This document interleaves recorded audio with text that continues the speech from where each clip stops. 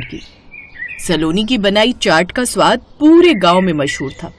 सलोनी के परिवार में उसकी जेठानी लक्ष्मी, बूढ़ी सास सरस्वती देवी रहती थी। उसके पति राजीव 3 महीने से बिस्तर पर थे, जिस कारण वो अब घर खर्च चलाने के लिए काम करती थी। तो वहीं लक्ष्मी के पति यानी सलोनी के जेठ 2 साल पहले पानी के जहाज पर काम करने गए थे, लेकिन उसके बाद से उनकी कोई खबर नहीं आई। गांव में सबने मान लिया था कि शायद वो अब इस दुनिया में नहीं रहे, लेकिन लक्ष्मी आज भी अपनी मांग में सिंदूर लगाती। एक दिन सास ने कहा, बहू, आखिर तू कब तक यूं उम्मीद लगाए बैठे रहेगी? उसे आना होता तो कब का आ जाता, लेकिन मुझे लगता है अब वो इस दुनिया में है ही नहीं। ये सुनकर लक्ष्मी की आंखें भर आईं। माँ जी, जब तक सांस है तब तक आस है। मेरा दिल कहता है कि एक दिन वो जरूर आएंगे। सलोनी चुपचाप ये सब सुनती रहती। घर का खर्च चलाने के लिए उसने चटोरी गली में चाट की दुकान शुरू की थी। माँ जी, अगर जेठानी जी का मन यही कहता है तो उन्हें रोकिए मत। कहते हैं ना, एक सुहागिन के विश्वास में बड़ी सच्चाई होती है। अच्छा, अब मैं काम पर चलती हूँ। फिर एक दिन गली में खूब भीड़ थी। आज संडे वाला दिन था, इसलिए लोग दूर दूर से उस गली में आते। फिर कुछ देर बाद एक बहू अपनी रूठी सास को लेकर वहां पर आई। अम्मा, सलोनी की आलू टिक्की चाट आप एक बार खाकर तो देखिए। देखना, आपकी जो साड़ी मुझसे जली है ना, उसका गुस्सा अपने आप चला जाएगा, यूं छूमंतर हो जाएगा। चुप कर, जैसे कि तेरी इस चाट से मेरी साड़ी ठीक हो जाएगी ना। अच्छे से जानती हूँ तेरी चालाकी को। पहले तू जानबूझकर मुझे ये खिलाएगी ताकि तुझे मुझे साड़ी ना दिलवानी पड़े।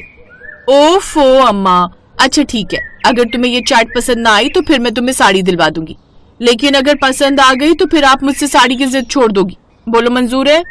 हाँ हाँ ठीक है, मैं भी तो देखूं भला ऐसा क्या है इस चाट में। ठीक है सलोनी बहन, आज ऐसी कोई बढ़िया सी चाट बना दो कि मजा आ जाए। जी बस अभी बनाती हूँ। सलोनी ने झट से चाट बनाकर उन्हें दी। सास ने पहले मुंह बनाया, फिर जैसे ही एक कौर उस चाट का लिया तो बोली, अरे वाह, ये तो सच में लाजवाब है। वाह वाह वाह, मजा आ गया। कहा था ना माँ जी, आपको इस चटोरी गली की चाट बड़ी पसंद आएगी। अब आपकी साड़ी कैंसिल। हाँ हाँ, अब उसकी जरूरत नहीं है, लेकिन अब से तू हर दूसरे दिन मुझे यहाँ की चाट खिलाने लेकर आएगी। अरे, ये तो मैंने अपने ही पैर पर कुल्हाड़ी मार ली। अब वो वहां से चले जाते हैं और ये सब देख सलोनी मुस्कुराने लगती है। एक एक कर उसके पास और भी ग्राहक आते। शाम तक वो पैसे लेकर घर आ गई सलोनी, आ जाओ, खाना तैयार है। सच में भाभी, अगर आप नहीं होती तो मैं कैसे अकेले घर और बाहर का काम संभालती। सलोनी, तुमने भी तो इस घर का काम अपने कंधों पर संभाल लिया है। अगर तुम ना होती तो इस घर का खर्चा कैसे चलता। ऐसे दिन बीत रहे थे। फिर एक शाम को जब भीड़ कम हो रही थी, एक अजनबी आदमी सलोनी की दुकान पर आया। उसका चेहरा दाढ़ी से ढका हुआ, लेकिन आंखों में अजीब सी चमक थी। वो सलोनी से कहने लगा, एक प्लेट चाट देना। जी अभी देती हूँ। फिर सलोनी ने उसे झट से चना चाट बनाकर दे दी। वो आदमी धीरे धीरे खाने लगा। फिर कुछ देर बाद बोला, इस चाट में वही स्वाद है जो 2 साल पहले भी था। ये चटपटी गली आज भी नहीं बदली, आज भी वही की वही है। ये सुनकर सलोनी चौंक गई। क्या, इसका मतलब आप पहले भी आए हैं यहाँ? हाँ, बहुत पहले। ये लीजिए आपके पैसे। इतना कहकर वो वहां से चला गया। सलोनी देर तक सोचती रही ये कौन था। ना जाने ये आदमी कौन था, लेकिन जो भी था उसकी आवाज बड़ी जानी पहचानी लग रही थी। अगले दिन वही आदमी फिर वहां आया और उससे चाट मांगने लगा। तभी लक्ष्मी भी वहां पर किसी काम से आई। सलोनी, ये लो, तुम अपना फोन तो घर पर ही भूल गई थी। अच्छा मैं चलती हूँ, मुझे घर पर काम है। उस अजनबी ने जैसे ही लक्ष्मी को दुकान के पास खड़े देखा तो उसकी आंखें भर आई। वो धीरे से बोला, ये अभी भी सिंदूर लगाती है? आप कौन है? आप ऐसे क्यों पूछ रहे हैं? सच सच बताइए, आखिर आप हैं कौन? वो आदमी कुछ कहने ही वाला था कि अचानक भीड़ बढ़ गई। तभी वो फिर बिना जवाब दिए चला गया। लेकिन अब सलोनी के मन में अजीब सी कश्मकश चलती रही। फिर घर आकर भी वो परेशान रही।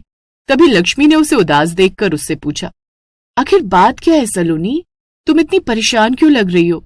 फिर उस रात सलोनी ने लक्ष्मी से सब बताया।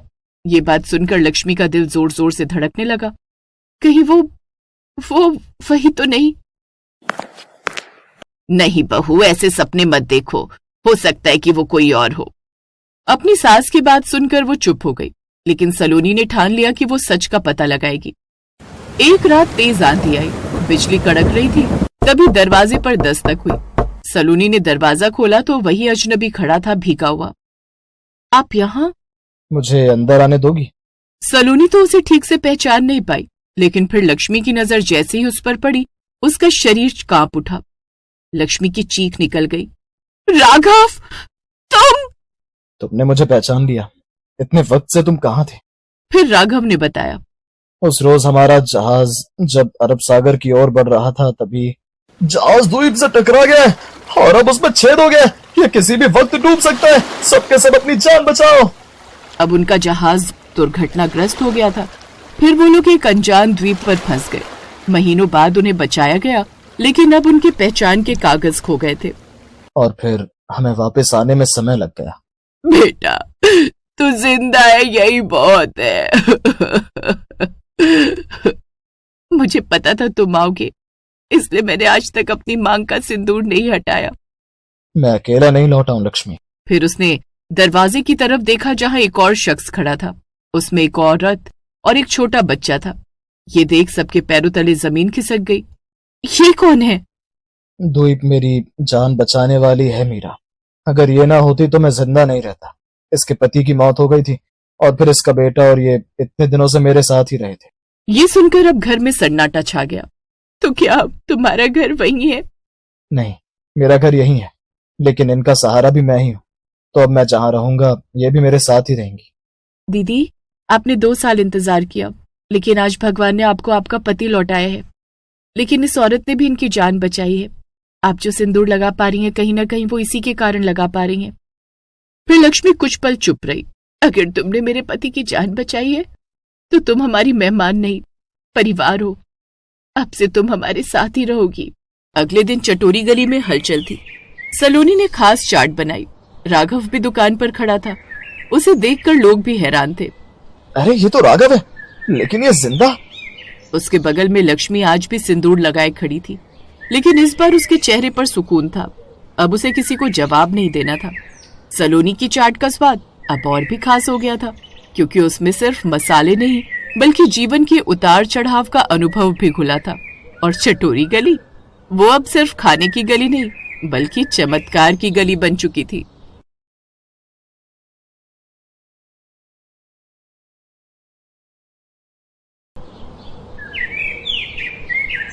राजीव अपने समोसे के ठेले को लेकर बाजार में आता है और अभी उसके आए हुए 5 मिनट भी नहीं हुए थे कि इतने में राजीव के ठेले पर काफी भीड़ इकट्ठी हो जाती है। अरे भैया, जल्दी से समोसे पैक कर दो, मेरे घर मेहमान आने वाले हैं। अच्छा नहीं लगता ना उनको नाश्ता पानी देर से करने देना। अरे बहन जी, आप मुझे 2 मिनट का समय दीजिए। एक बार ये समोसे अच्छे से गर्म होकर करारे हो जाएं, फिर मैं आपको समोसे पैक कर देता हूँ। इतना बोलकर राजीव थोड़ी देर बाद उस औरत के लिए 10 समोसे फटाफट पैक कर देता है और इस तरह धीरे धीरे वो अपने ग्राहकों को समोसे देने लगता है। बाजार में आने के करीब 2 घंटे के अंदर ही राजीव के सारे समोसे बिक जाते हैं और खुश होते हुए वो अपने घर चला जाता है। घर जाकर वो अपनी पत्नी मेघा से कहता है, देखा मेघा, आज भी हमारे सारे समोसे बिक गए। ये तो बहुत अच्छी बात है जी। कल मैं और समोसे बनाऊंगी जिससे आपके समोसे और भी बिके और आपकी अच्छी आमदनी हो।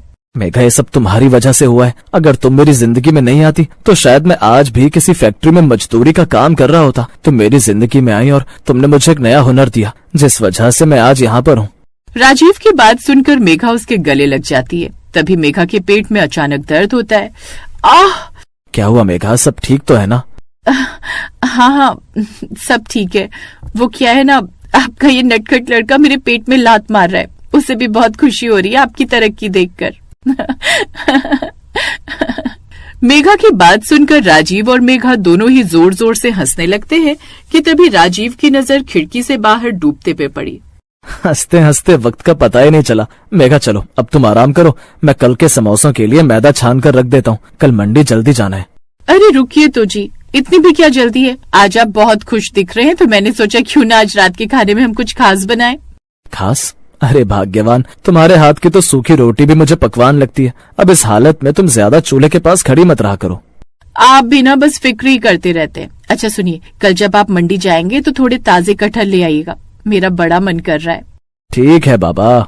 इस तरह दोनों पति पत्नी खाना खाते हैं और सो जाते हैं।